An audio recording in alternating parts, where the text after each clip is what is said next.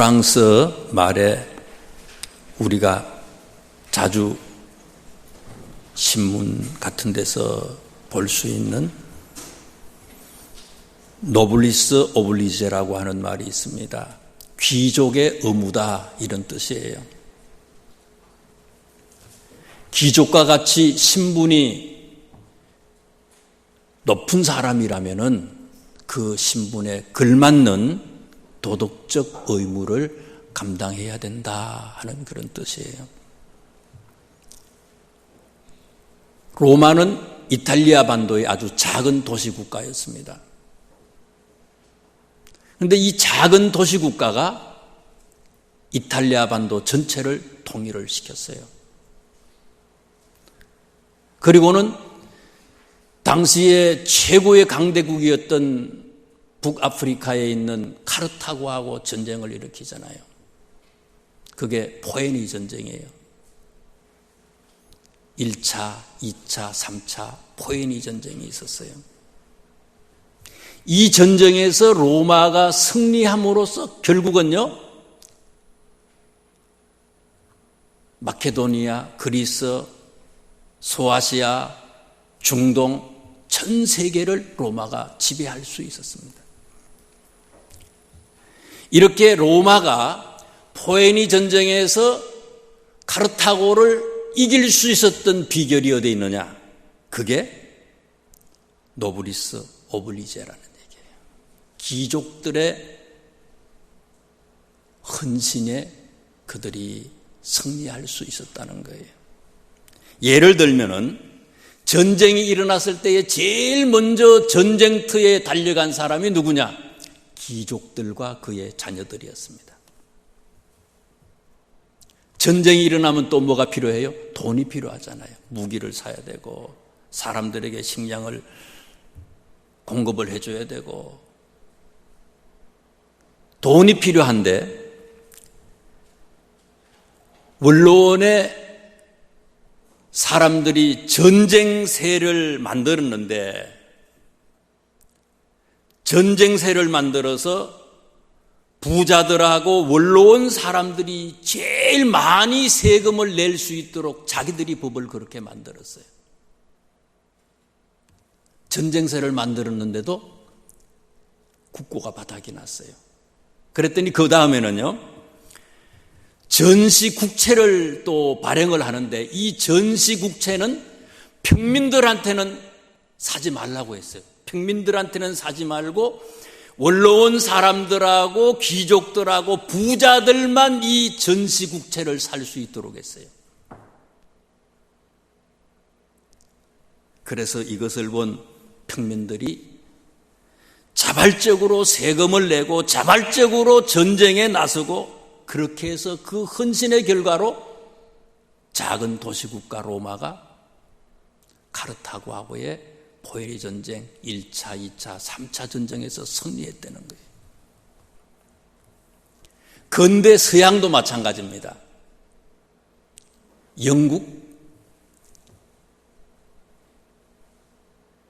영국의 귀족들, 고위층 인사들이 다니는 학교가 있대요. 저는 영국을 안 가봐서 모르지만 이튼 칼리지라고 우리나라로 말하면 무슨 경기고등학교 이런 아주 귀족들만 가는 그런 학교였대요. 우리나라는 그런 게 없어졌지만 지금은 공부만 잘할 수 있는 게 해서 들어갈 수 있는 학교가 아니고요.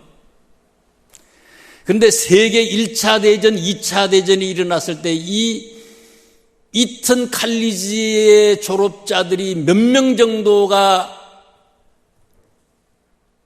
전사를 했는가 하면 전쟁에 참여했던 많은 사람들 중에서 특별히 이튼 칼리지 사람들이 2,000명이 전사했다는 거예요. 어마어마하잖아요. 특권층에 있는 사람들의 자녀들이 2,000명이 세계 전쟁에서 자원해서 나가서 죽었다는 거예요.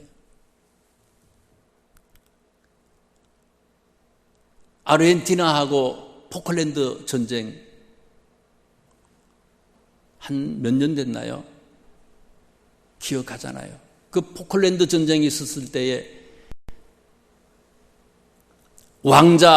앤드류 왕자가 그 전쟁에 참여하잖아요. 왕자인데 전쟁에 참여를 했어요. 헬기 조종사로 참여를 했어요. 미국은 어때요? 미국은 6.25 전쟁이 터졌을 때에 미군들 중에서 장성 있잖아요. 미군들 장성의 아들이 몇 명 정도 한국 전쟁에 참여했는지 아세요? 통계를 봤더니 미국 장성의 아들들이 142명이 한국 전쟁에 참여를 했어요. 남의 나라 전쟁에.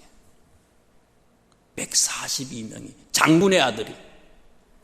우리나라 장군의 아들은 어떨지 모르겠어요. 145명이 참전을 해서 그 중에 몇 명이 전사를 하고 부상을 당했는가 하면 45명이 전사를 하거나 큰 부상을 입었다는 거예요. 장군의 아들들이. 그때 당시에 미군 8군의 사령관이 있는데 벤플리트라고 하는 8군 사령관은 자기 아들을 한국 전쟁에 나갈 수 있도록 했고 그 아들이 한국에 와서 자기도 사령관으로 있는데 그 아들이 전사를 했어요. 사령관의 아들은 그렇다 치고 그때 당시에 대통령이 아이젠하워 대통령입니다. 대통령 아이젠하워 대통령의 아들도 한국 전쟁에 참여를 했어요. 육군 소령으로 어마어마한 거죠. 그런데 오늘 우리나라의 현실은 어떠냐 이거예요.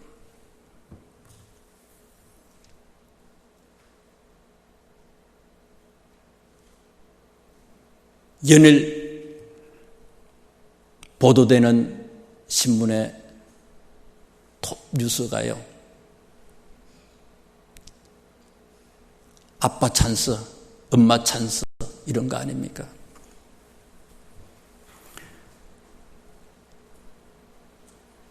높은 지위에 있는 사람들,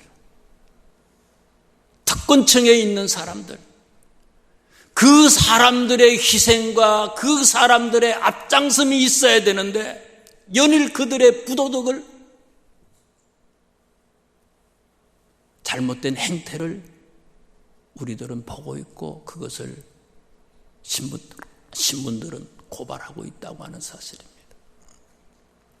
저는 오늘 말씀을 성도의 의무 회복이다 이렇게 잡았어요. 성도의 의무 회복이다.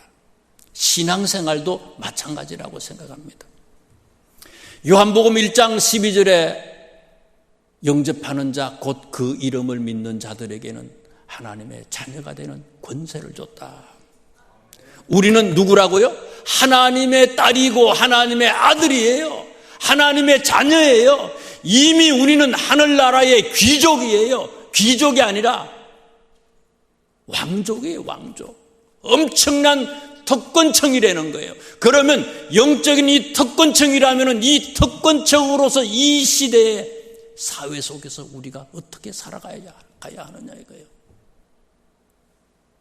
마찬가지로 우리도 이 시대, 이 사회 속에서, 이 세상 속에서 성도의 의무를 제대로 감당해야 된다는 거예요. 그러면 성도의 의무가 뭐냐? 오늘 1절에 있는 말씀을 한번 보세요. 1절 말씀에 보니까 여호와의 말씀이 아미떼의 아들 요나에게 임했다. 여호와의 말씀이 아미떼의 아들 요나한테 임했다.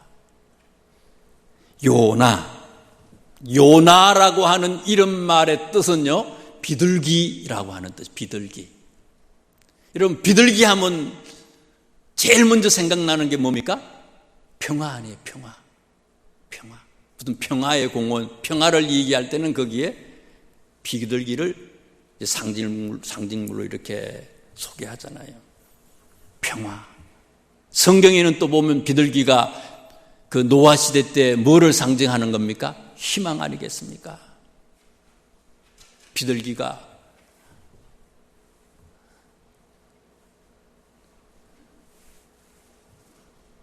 살 수 있는 거라고 하는 그런 희망을 물고 오잖아요. 나무잎을. 희망, 평화, 사랑, 순교를 나타내는 그런 말이에요. 비둘기는. 그런데 오늘 성경 말씀에 보면 요나는 이름은 비둘기인데, 이름은 희망이고 평화고 순결이고 사랑인데 요나가 이 말대로 살지를 못해요. 4절에 보면 바다에 가잖아요. 바다에 갔더니 요나 때문에 큰 폭풍이 일잖아요. 폭풍이 일다가도 폭풍이 멈춰져야 되는데 요나 때문에 폭풍이 일잖아요. 거기다가 또 보세요. 배를 타니까 어떻게 됐어요? 누구 때문에? 요나 때문에 배가 거의 깨지게 됐다고 그랬어요. 요나 때문에 배가 깨지게 됐어요. 물고기 뱃속에 또 들어가잖아요. 물고기 뱃속에 들어갔는데 물고기한테 요나가 찔리는 가시예요. 그래서 물고기를 아주 요동하게 만들어버려요. 이름은 비둘기인데, 이름은 평화고 희망인데 이런 말처럼 살지 않아야 되는 거예요. 성도의 의무가 뭡니까? 성도는요, 거룩한 길을 가는 사람들이에요. 이런 말처럼 거룩한 길을 가야 되는데 우리가 가는 곳마다 희망과 평화와 사랑과 순결로 넘쳐나야 되는데 과연 우리가 우리의 이런 말처럼 우리가 살아왔을까? 이름은 집사님인데, 이름은 권사님인데, 이름은 장로님인데, 이름은 목회자인데 과연 목회자가 목회자답게 살았느냐 이거예요. 우리의 의무는 우리의 이런 말대로, 성도의 이런 말대로 사는 건데 이렇게 살지 못했던 것을 우리는 회복해야 된다는 거예요. 어떨 때는요, 우리가 말하는 게 참, 우리의 말은요, 엄청난 상처를 줘요. 안 믿는 사람들보다 특별히 믿는 사람들, 형제 자매들에게 있어서의 말은 엄청난 상처예요. 오죽 그러면요, 성경이 처음부터 그런 거 아닙니까? 가인 아벨 또 이 가족들끼리 뭐 싸움이 벌어지고 난리가 나잖아요. 야곱, 에서 말이라고 하는 거. 가족부터가 문제예요. 말 때문에 상처를 받고 사랑하고 안아주고 이해하고 용서하는 게 아니고요. 도와준다고 격려한다고 말을 했는데 이게 습관이 안 돼가지고 찔리는 가시가 또 돼요. 이게 말하는 사람도 그렇지만 그걸 듣는 사람도요, 내가 은혜가 충만하면요, 어떤 도전이 있고 문제가 있어도 내 잔이 넘치면 그것을 이길 수 있잖아요. 근데 또 그게 안 돼. 말하는 사람이나 또 듣는 사람이나 행동하는 사람이나 그 행동하는 것을 보는 사람이나 그게 부모의 근심이에요. 이삭의 근심이었던 것처럼 그 자녀들이 그게 하나님의 근심이에요. 우리의 이런 말대로 살지 못하는 것, 그게 하나님의 근심거리예요. 이것을 우리가 회복하려는 거예요. 이것을 회복하자는 거예요. 이런 말처럼 살지 못했던 요나, 오늘 본문의 말씀을 보면요, 이 요나의 세 가지의 특징이 있어요. 한번 보자고요. 3절 말씀을 한번 보세요. 3절에